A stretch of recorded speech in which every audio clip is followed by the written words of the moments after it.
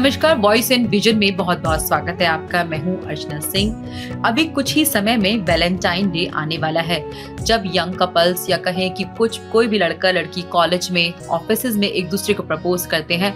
मगर हम भारतीय परिप्रेक्ष्य की बात करें तो हम इसे अच्छा नहीं मानते। हम कहते हैं कि वैलेंटाइन जो है वो वेस्टर्न कल्चर है।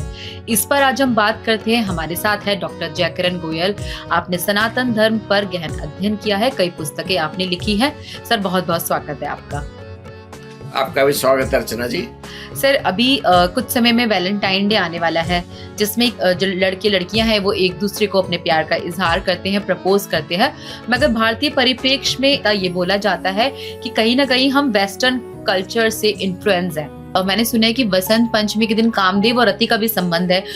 अर्चना जी, भारत का वैलेंटाइन डे बसंत पंचमी है।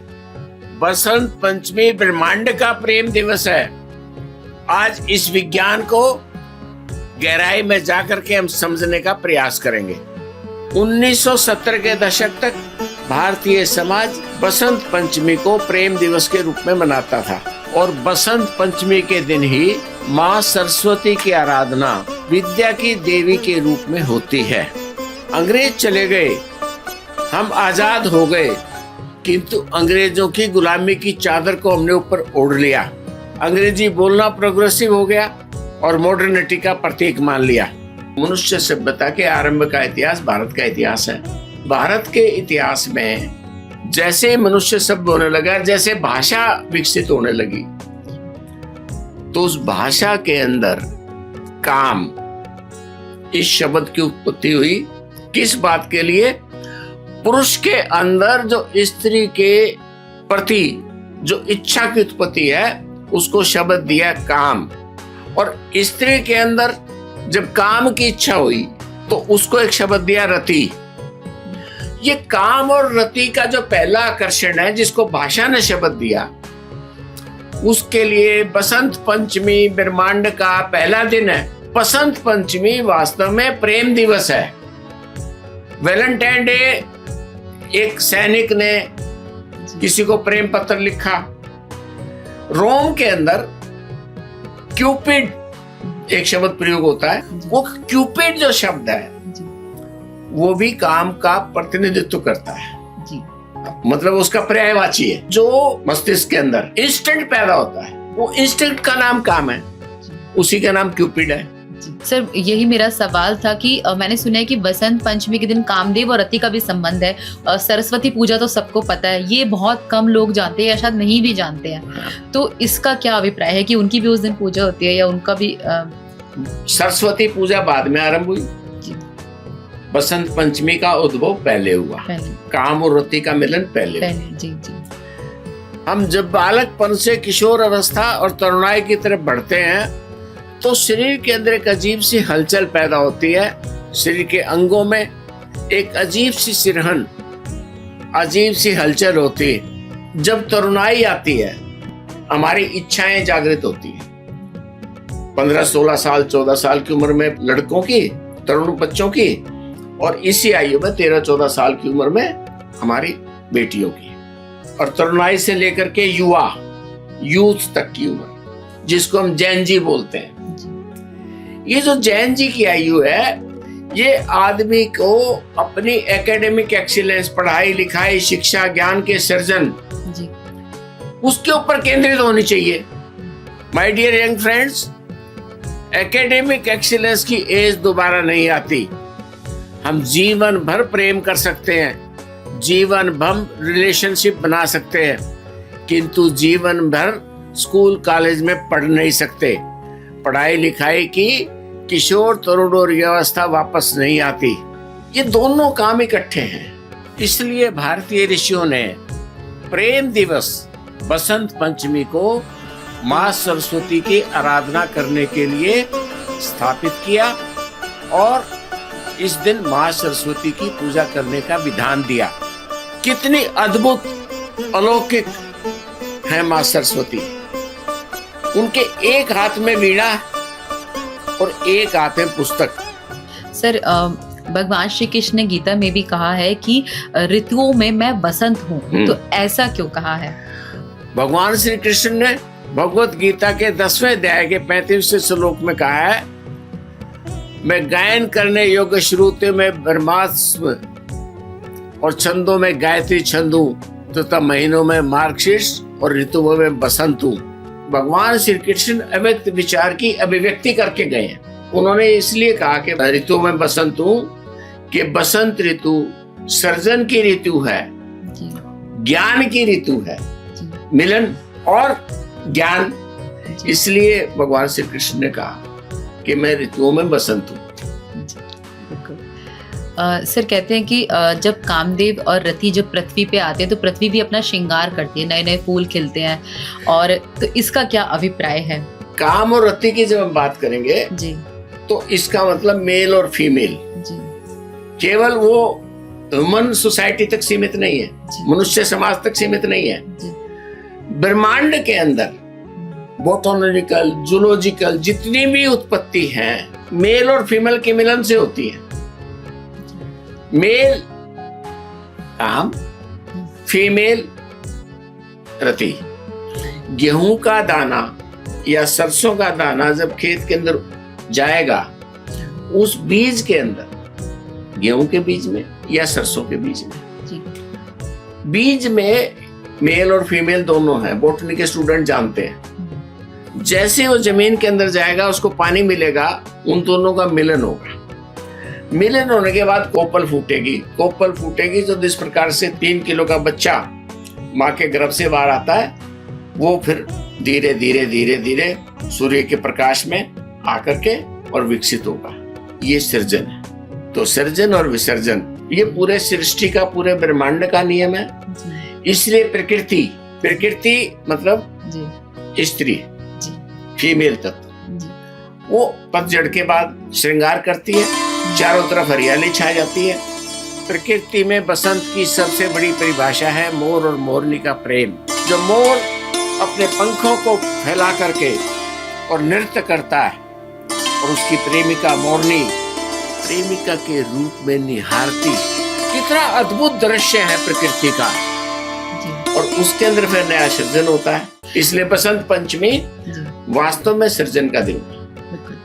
और सर आपने जहाँ बात की कामदेव और रति की, तो क्या कामदेव और रति सिर्फ स्त्री और मनुष्य तक सीमित है या पशु पक्षियों में भी इसका कुछ मैंने कहा ना पूरा ब्रह्मांड। जी, आपको एक जानकारी बता दूं मैं जी, कि हम ह्यूमन, हम नियम के विरुद्ध जाते हैं जी। पशु पक्षी और पेड़ पौधे ये नियम के विरुद्ध नहीं जाते। एक गाय 12 बार अगर जीवन में मां बनेगी तो 12 बार मेल के साथ मिलेगी। किसी बीमारी के कारण किसी को गर्भपात हो जाए तो बात अलग है, नहीं तो जब तक सृजन की संभावना नहीं होगी, मेल को नजदीक नहीं लगने देगी वो। यही हाल बाघ के साथ है, बाघिन और बाघ। यही हाल कुत्ते और बिल्ली के साथ है। अब हम मनुष्यों की बात क्या करेंगे? आप जानते हैं, मुझे कहने की आवश्यकता नहीं है। बिल्कुल।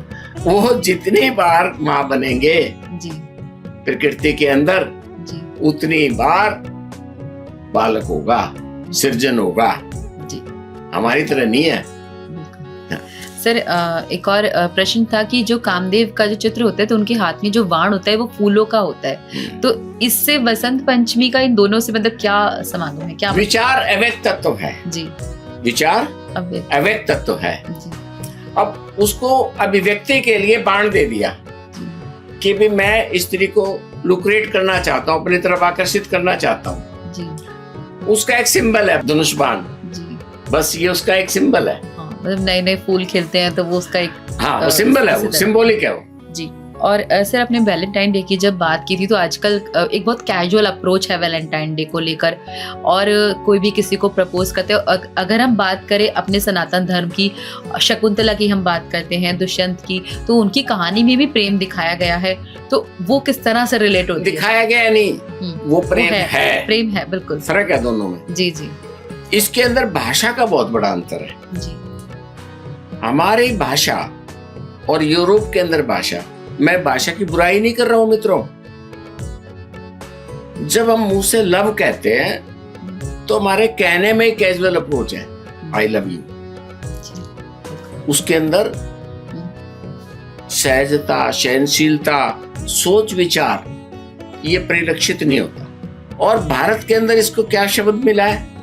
वो शब्द है प्रेम। जब देखिए लव और प्रेम दोनों के अल्फाबेट्स में कोई ज्यादा अंतर नहीं है, तो रचना दोनों की एक है, लेकिन जब लव बोलेंगे तो बोल दिया।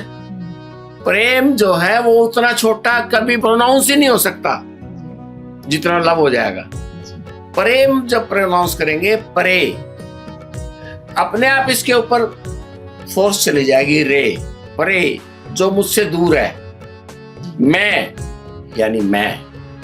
तो जो परे है उसको मैं अपने मैं के अंदर समाहित करना चाहता हूं।